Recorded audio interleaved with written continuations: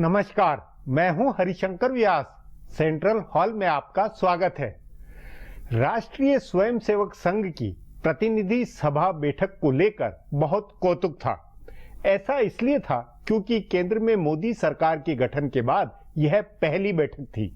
देश भर के 2,500-3 हजार प्रतिनिधियों के लिए यह अपनी सरकार पर विचार विमर्श का मौका था। भूमि अधिग्रहण विधेयक से लेकर विदेशी पूंजी आदि के मामले में संघ के संगठनों की आपत्तियों ने भी सस्पेंस बनाया।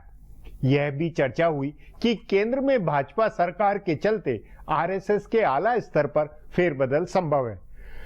कौतुक के इन तमाम पहलुओं के आखिर में बैठक रूटीन वाली निकली। मोटे तौर पर आरएसएस का यह विचार झलका है कि बहुत जतन से नरेंद्र मोदी का ब्रांड बना है, तो ऐसा कोई काम नहीं हो जिससे ब्रांड को ठेस पहुंचे। तभी सरकार से वैचारिक मतभेद की बात को गलत बताया गया। किसान संघ, स्वदेशी जागरण मंच, मजदूर संघ अपनी आपत्तियां चिंता रखते रहे, लेकिन सरकार से टकराव जैसी बात नहीं होगी। प्रतिनिधि सभा की बैठक के वक्त भाजपा अध्यक्ष अमित शाह नागपुर में रहे। एक हिसाब से संघ पदाधिकारियों, प्रतिनिधियों को अमित शाह और नरेंद्र मोदी आश्वस्त रखने में सफल है।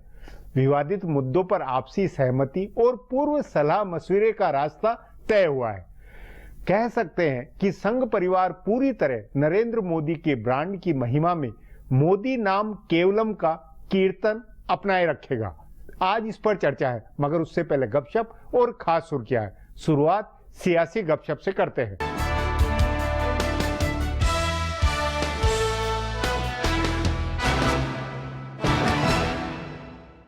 कांग्रेस पार्टी के उपाध्यक्ष राहुल गांधी का प्रोफाइल दिल्ली पुलिस क्यों तैयार कर रही थी, इसे लेकर सरकार उलझ गई है। दिल्ली पुलिस बता रही है कि कुल 526 लोगों की प्रोफाइलिंग हुई है, जिसमें प्रधानमंत्री नरेंद्र मोदी से लेकर कांग्रेस अध्यक्ष सोनिया गांधी और भाजपा अध्यक्ष अमित शाह भी हैं। वेंकैया नायडू ने कहा कि सोनिया गांधी ने भी परफॉर्मा भरा होगा, पर कांग्रेस ने दो टूक अंदाज में इसे खारिज कर दिया और कहा कि सोनिया गांधी ने कभी कोई परफॉर्मा नहीं भरा जिसमें इस तरह के सवाल किए गए हो। मंत्रियों के बीच तालमेल नहीं होने की एक और मिसाल इस मामले में दिखी। सरकार के सारे मंत्री इसे रूटीन एक्सरसाइज बता रहे थे, तब गृह राज्य मंत्री किरण रिजिजू ने कहा कि राहुल गांधी की प्रोफाइल पहली बार बन रही थी।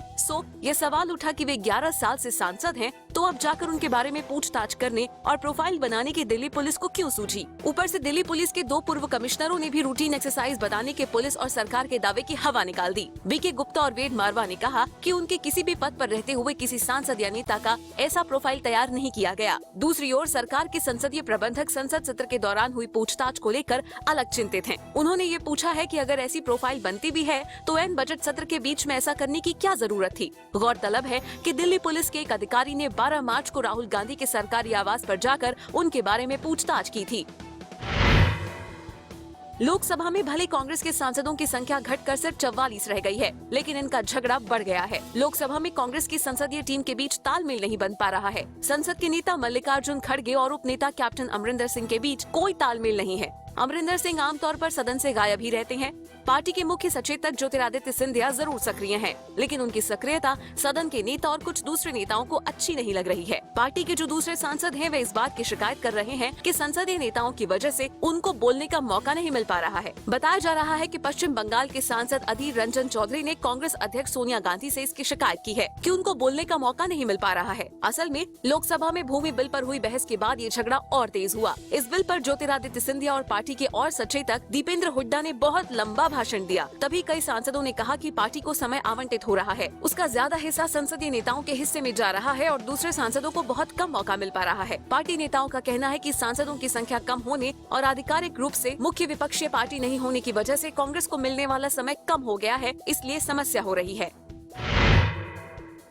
अरविंद केजरीवाल इलाज कराकर बेंगलुरु से लौट आए हैं। उनके एक बेहद करीबी जानकार का कहना है कि केजरीवाल को अपनी खांसी और शुगर का इलाज करवाना था, लेकिन ये असली कारण नहीं था, जिसकी वजह से वे 10 दिन से ज्यादा समय तक दिल्ली से बाहर रहे। असली कारण ये था कि वो पार्टी के भीतर होने वाले झगड़े के बारे में जानते थे और खुद को इस विवाद से अलग रखना चाहते थे, और साथ ही ये देखना चाहते थे कि उनकी गैर हाजिरी में मनीष सिसोदिया और दूसरे मंत्री किस तरह से सरकार चला रहे हैं। दोनों मोर्चों पर हुए काम से वे संतुष्ट बताए जा रहे हैं। उनको भरोसा हो गया है कि मनीष सरकार चला सकते हैं, सो अब वे संगठन के काम में जुटेंगे। आपके जानकार सूत्रों के मुताबिक केजरीवाल अब 28 मार्च को होने वाली राष्ट्रीय परिषद की बैठक का एजेंडा तय करने में लगेंगे। इसमें पार्टी के 300 संस्थापक सदस्य हिस्सा लेंगे। बताया जा रहा है कि केजरीवाल और उनके करीबी इस सूची में से ऐसे लोगों की छटनी कर रहे हैं जो योगेंद्र यादव या प्रशांत भूषण के करीबी हैं। ये सूची भी बन रही है कि कितने लोग पूरी तरह से केजरीवाल के साथ हैं।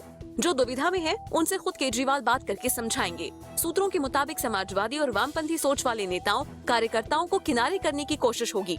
विवाद का असली मुद्दा केजरीवाल को आला कमान बनाने का है, लेकिन केजरीवाल समर्थक इसको वैचारिक लड़ाई बनाकर समाजवादी बनाम अन्य का झगड़ा बनाने में लगे हैं। अब आज की सुर्खियां ये लीक से कुछ हटकर है और इनसे देश की दशा दिशा को बूझ सकेंगे।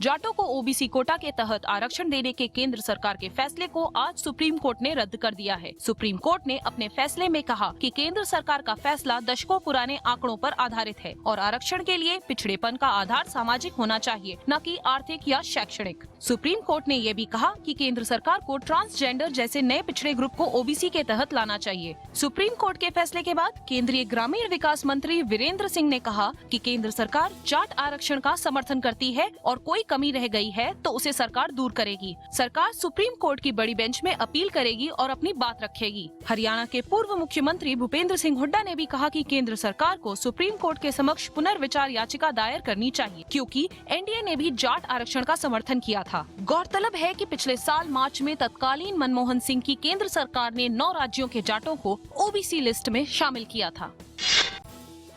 पश्चिम बंगाल की नदिया में एक कॉन्वेंट में 71 वर्षीय नन के साथ हुए सामूहिक बलात्कार और हरियाणा के हिसार में निर्माणाधीन चर्च में हुई तोड़फोड़ के मुद्दे पर संसद में जमकर हंगामा हुआ। लोकसभा में आज इन दोनों मुद्दों पर चर्चा भी हुई। प्रधानमंत्री नरेंद्र मोदी इन दोनों घटनाओं से बेहद आहत है। प्रधानमंत्री कार्यालय ने आज इन दोनों मुद्दों पर राज्य सरकारों से रिपोर्ट भी मांगी है। गौरतलब है कि पश्चिम बंगाल में नदिया जिले में एक कॉन्वेंट में शनिवार को 71 वर्षीय एक नन से सामूहिक बलात्कार किया गया था।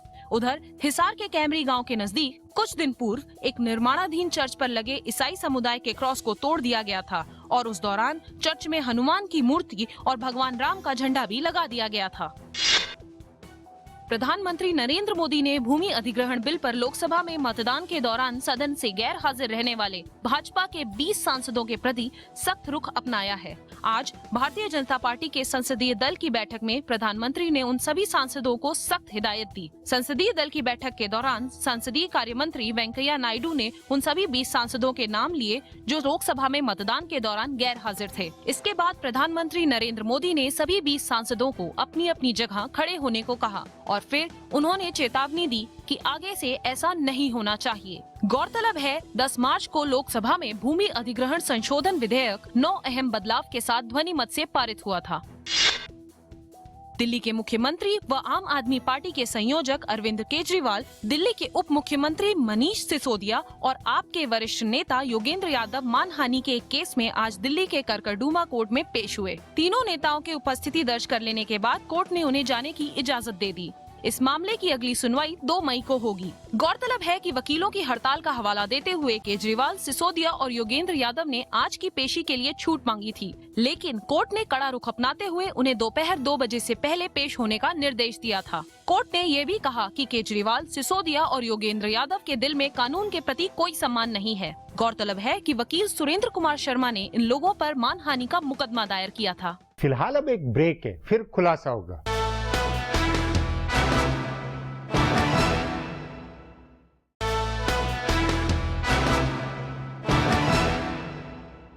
नागपुर में संघ की प्रतिनिधि सभा की बैठक में आला पदाधिकारियों को क्या फीडबैक मिली, इसका ब्यौरा जाहिर नहीं है। मोटे तौर पर लगता है कि संघ परिवार अच्छे दिन आ गया मान रहा है। सत्ता के भरोसे हित सधने का विश्वास है। सरकार को सही दिशा में चलता हुआ माना गया है। इस पर आगे चर्चा करें उससे पहले देखें मेरा ये खुलासा।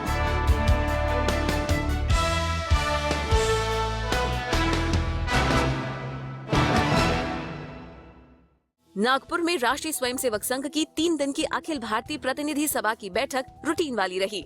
हर 3 साल पर होने वाली इस बैठक में एक बार फिर से 3 साल के लिए सुरेश भैयाजी जोशी सरकार विवाह यानी महासचिव चुने गए। सबसे ज्यादा अटकलें उनको लेकर लगाई जा रही थी। कहा जा रहा था कि वे संघ और भाजपा के बीच तालमेल का काम संभाल लेंगे, लेकिन यह उनको पदावनति हो जाती। उनको प्रचारक प्रमुख बनाने की भी चर्चा थी। लेकिन अंत में उनको इसी पद पर बनाए रखने का फैसला हुआ, जिस पर वे पिछले 6 साल से हैं। सुरेश भैयाजी जोशी ने अपनी टीम में छोटे मोटे बदलाव किए हैं। 3 संयुक्त महासचिवों दत्तात्रेय होसबोले, सुरेश सोनी और कृष्ण गोपाल को उनके पद पर बनाए रखा गया और शादी कर लेने की वजह से हटाए गए चौथे संयुक्त महासचिव कन्नन की जगह भागया को नया संयुक्त महासचिव बनाया गया है। वे पहले संघ के बौद्धिक प्रमुख थे, उनकी जगह स्वांत रंजन को नया बौद्धिक प्रमुख बनाया गया है। बहरहाल संघ के संगठन चुनाव के अलावा इस प्रतिनिधि सभा की बैठक का महत्व इस नाते था कि केंद्र में नरेंद्र मोदी की सरकार बनने के बाद ये पहली बैठक थी। इसमें मोदी सरकार के कामकाज की भी समीक्षा की गई और जम्मू कश्मीर में हुए विवादों पर भी विचार किया गया। इसके अलावा मौजूदा समय की सभी समस्याओं और विवादों पर संघ के करीब 1400 प्रतिनिधियों ने विचार किया। 3 दिन की इस बैठक का लबोलुआब ये है कि संघ के पदाधिकारी नरेंद्र मोदी की सरकार के कामकाज से संतुष्ट हैं और लगभग सभी विवादित विषयों पर सरकार के फैसलों से संतुष्ट हैं। नरेंद्र मोदी सरकार के 10 महीने के कामकाज के बारे में संघ ने कहा कि वह संपूर्णता और सरकार के कामकाज से संतुष्ट हैं। ये सरकार के लिए बड़ी राहत की बात है। सरकार को और राहत देते हुए संघ ने भूमि अधिग्रहण बिल का समर्थन किया है। संघ के संयुक्त महासचिव दत्तात्रेय होसबोले ने कहा कि लोकसभा में पास कराने के लिए सरकार ने भूमि बिल में जो संशोधन किए, उसके बाद कहा जा सकता है कि ये किसान विरोधी नहीं है। अब इस पर आरएसएस से जुड़े किसान संघ का विरोध खत्म होगा। जम्मू कश्मीर में सरकार बनाने के भाजपा के फैसले का भी संघ ने समर्थन किया है। संघ ने कहा कि एक नया प्रयोग है जो स्थिति सुधारने के लिए किया गया है। यहाँ तक कि हाल के विवादों को खारिज करते हुए संघ ने कहा कि ये शुरुआती समस्याएं हैं, इसके लिए सरकार को अभी समय दिया जाना चाहिए। जम्मू कश्मीर और केंद्र सरकार दोनों को संघ ने और समय देने की बात कही है। जाहिर है संघ में नरेंद्र मोदी को लेकर जो सद्भाव था वह कायम है। इसके कम होने का कोई कारण अभी नहीं दिख रहा है। केंद्र सरकार मोटे तौर पर संघ और भाजपा के पुराने एजेंडे पर काम कर रही है या संघ पदाधिकारियों को भरोसा है कि आगे उनके एजेंडे पर काम होगा। कई अहम पदों पर संघ से जुड़ रहे लोगों की नियुक्ति हुई है, इससे भी संघ के पदाधिकारी संतुष्ट हैं। मोदी खुद संघ से जुड़ रहे हैं और इसलिए संघ के लोग उनकी मानसिक बनावट को जानते हैं। उनको पता है कि वे संघ के राष्ट्रवाद के एजेंडे से अलग नहीं जाएंगे, इसलिए संघ में उन्हें खुलकर काम करने देने की सोच है। अब एक ब्रेक है, उसके बाद संघ और भाजपा के रिश्तों पर चर्चा करेंगे।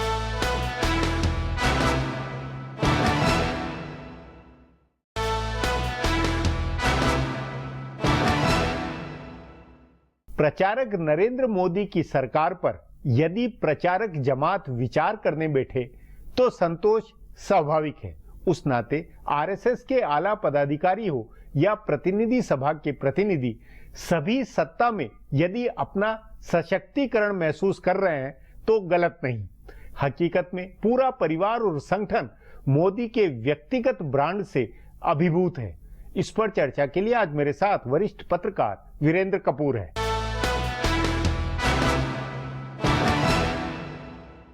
वीरेंद्र जी, राष्ट्रीय स्वयंसेवक संघ की प्रतिनिधि सभा की जो नागपुर में बैठक हुई है, उसके बाद जो कुछ जाहिर हुआ है, उससे आपका क्या निष्कर्ष निकलता है? नरेंद्र मोदी सरकार के प्रति संघ परिवार में किस तरह की सोच है? देखिए, बड़ा साफ है कि संघ बीजेपी सरकार है तो कुछ ऐसा नहीं करेगी कि जिससे इसको क्षति हो, इमेज खराब हो। ये इन्हीं का प्रोडक्ट है। ये ऐसा कुछ होने वाला मीडिया, खासकर जो सो कॉल्ड सेकुलर अंग्रेजी का मीडिया है, वो लगा रहता है। और ये मानना है कि बीजेपी में कुछ ऐसे तत्व हैं और कुछ आरएसएस के एफिलिएटेड यूनिट्स हैं, उनमें कुछ हैं जो आउट ऑफ टर्न बोलते हैं। पर मैं नहीं मानता कि जो ऊपर के अधिकारी, टॉप जो ऑफिस बेयरर्स हैं, उनमें किसी तरह का कोई शक है कि ये सरकार को चलना चाहिए, अच्छी तरह चलना चाहिए। उसमें इस सरकार का भी फायदा है, बीजेपी का भी फायदा है और संघ का अपना फायदा है, क्योंकि ये आफ्टर ऑल एक ही मदर ऑर्गेनाइजेशन तो संघ है ना। आप माने ना माने, आरएसएस जो है वो मदर बॉडी है, बाकी सब बीजेपी उसका एक पॉलिटिकल हिस्सा है। कुछ और हैं, कल्चरल बॉडीज हैं, लेबर में है, किसानों में है, विमेंस में है, स्टूडेंट्स का है। तो आप कैसे अपने जो अपना प्रोडक्ट है, अपना बच्चा है, मतलब उसको कैसे आप नुकसान कर सकते हैं? मतलब ये आपका कहना है कि नरेंद्र मोदी क्योंकि संघ परिवार की तरफ से ही पनपे, बड़े, डेवलप, विकसित हुए, एक ब्रांड है, उस ब्रांड को कोई ठेस नहीं पहुंचनी चाहिए। उन्होंने अपनी सारी आयु पहले तो प्रचारक के नाते दी, तो वो कैसे कुछ उनके बाहर जा सकते हैं? और मैं नहीं मानता कि बाहर जाना चाहिए और कि जरूरत है बाहर जाने की।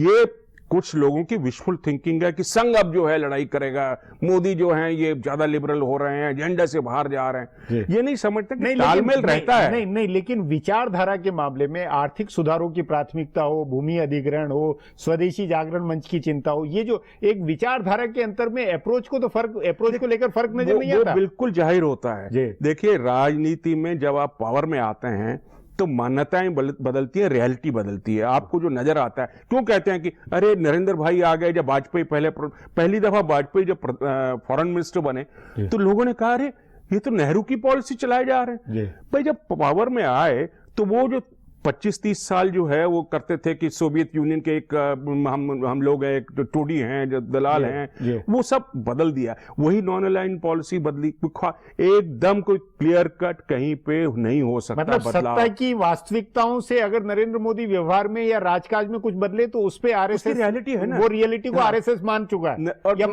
मानना पड़ता है। नरेंद्र मोदी जब पावर में आए तो उनको भी कुछ ऐसी रियलिटी पता चली प्रधानमंत्री बनने के बाद, जो पहले नहीं थी जब ऑपोजिशन लीडर में थे, जब वो पावर आना चाहते थे। और यही वजह है कि जो संघ के लोग, देखिए संघ के लोग का एक मेरा ज्यादा धारणा है। नहीं, लेकिन उसमें दो जो आमतौर पर पिछले 10 महीनों का भी जो ट्रेंड है कि संघ परिवार में भी कुछ ऐसे एलिमेंट है या सरकार में भी कुछ एलिमेंट ऐसे है जो एक एक्सट्रीम जाते हैं, जिसके कारण टकराव हो रहा है या होने का एहसास है। ये सब बातें किस तरह की मानते हैं? थोड़ा सा हर पार्टी में, हर संस्था में, हर ऑर्गेनाइजेशन में कुछ एक्सट्रीम एलिमेंट होता है जो आउट ऑफ टर्न बोलता है, पर जो ऊपर जो बैठा है कमांडर, उसको समझ है कि एकदम इन पे लगाम नहीं लगा सकता हूं। पर इवेंचुअली देखिए ना, शुरू की आवाज के बाद भिन्न भिन्न आवाज आ रही थी, अब जो है सब टिक गया। और दूसरा एक और बड़ा फर्क है, जब तक बाला साहब देवरस थे तो उनकी संगाजू बहुत बड़ी थी, और अटल जी और अडवाणी जी की संगाजू उन्हीं के बराबर की थी।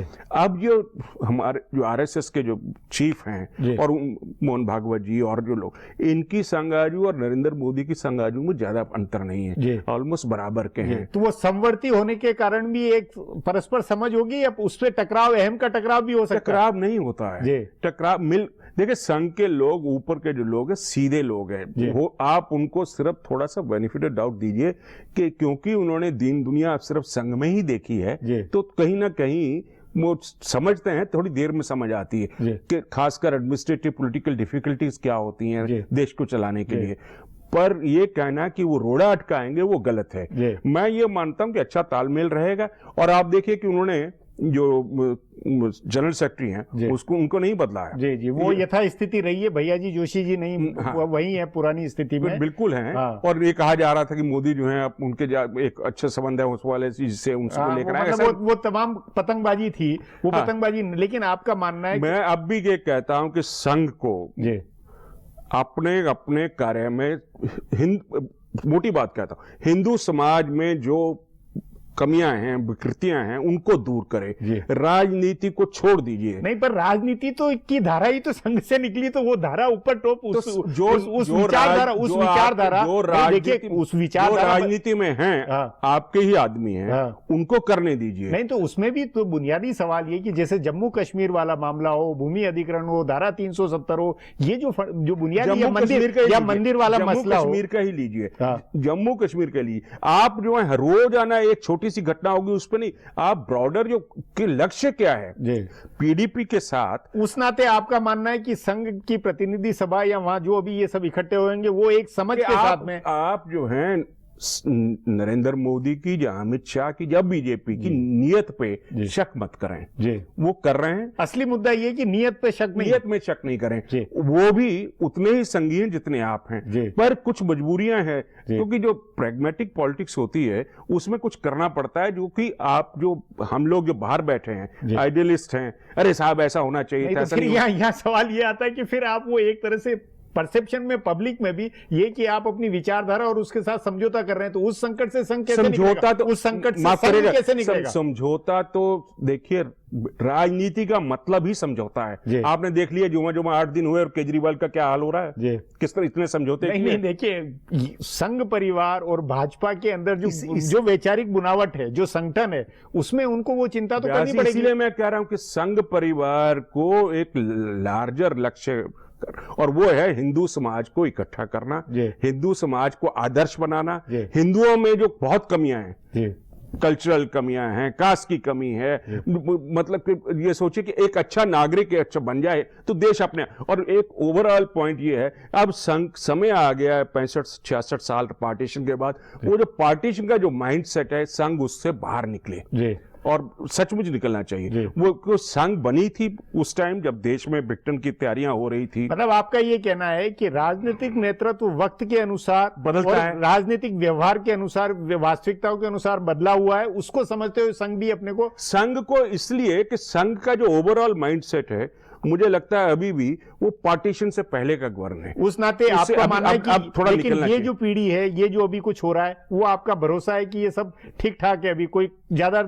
टकराव वाली स्थिति नहीं है? टकराव तो मैं मानता ही नहीं हूं, और मैं नहीं मानता कि कभी टकराव होगा। जी वीरेंद्र जी, बातचीत को यही समाप्त करेंगे। प्रोग्राम में आने के लिए बहुत बहुत धन्यवाद। हमारा प्रोग्राम अब यहीं खत्म होता है, मुझे इजाजत दीजिए, कल फिर मिलेंगे इसी चैनल पर इसी समय।